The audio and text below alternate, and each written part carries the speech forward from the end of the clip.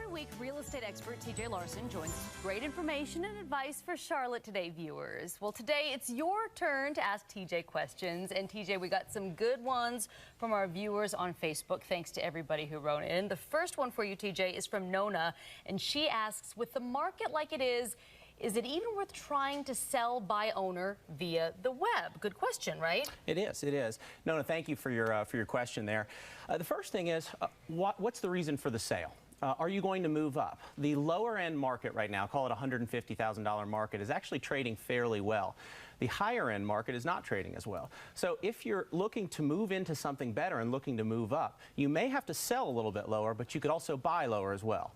Now, you also mentioned in your question, should you sell by owner? Certainly you can give anything a try, but I would mention to you that statistically that is very tough to do that. 75% of the people that start for sale by owner actually end up using a realtor at the end. Also, there are some statistics that say, if I can say that word. That's a hard word to say. It really is. I always just say stats or numbers. The stats say, there we go, that typically you'll get about 16% less if you try to sell your home without the assistance of a realtor. Okay, statistically speaking, it's very hard to say. I know. Okay, the next question comes from Sarah. What really needs to be done before putting a house on the market? What really needs to be done, TJ? What's the important stuff? First thing, price the home right. So, Sarah, I would recommend to you, look at all of the comparables that you can possibly find. Talk to a realtor that you trust. Potentially, you could also talk to an appraiser. From a realtor, you can get what's called a BPO, or a broker price opinion.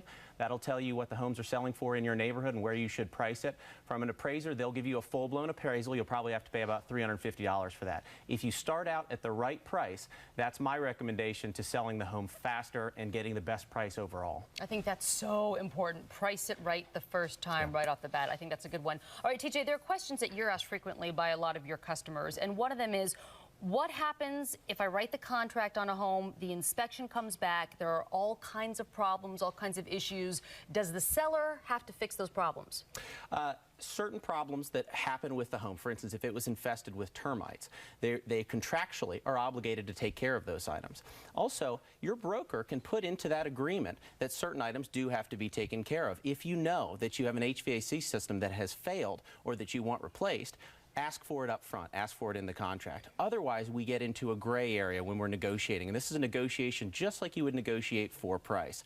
So they don't have to fix everything. But if there is an item that's not performing the function for which intended and is in need of immediate repair, you can ask for those items. And if the seller does not do those for you, you may have cause to get out of the contract and get a refund of your earnest money. Okay, got it. All right, another common question you get. I'm in a contract dispute and I want to get back or keep my earnest money. Who does this money belong to? How do I get it back if you're in some kind of a dispute? Well, it doesn't belong to anybody. It's in a trust account to protect both of the parties.